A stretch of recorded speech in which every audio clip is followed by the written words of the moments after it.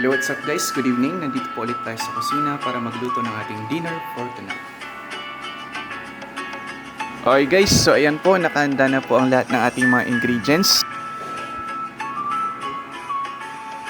Okay guys, so ito na nga po, magsisimula na po tayong magisa ng bawang, sibuyas at luya. At saka po natin isunod yung mga gulay.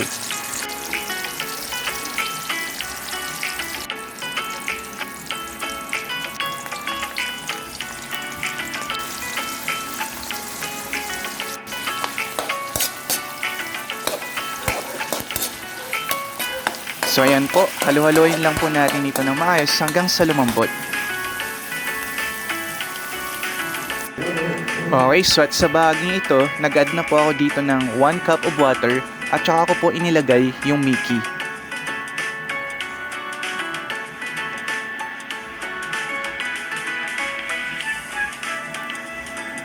Okay guys, so kung mapapansin nyo po, huli ko pong inilagay yung repolyo kasi ito po yung pinakamadaling maluto sa lahat ng ingredients.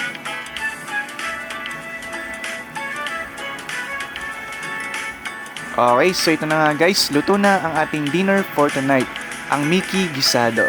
So maraming salamat po sa inyong panonood. Hanggang sa muli.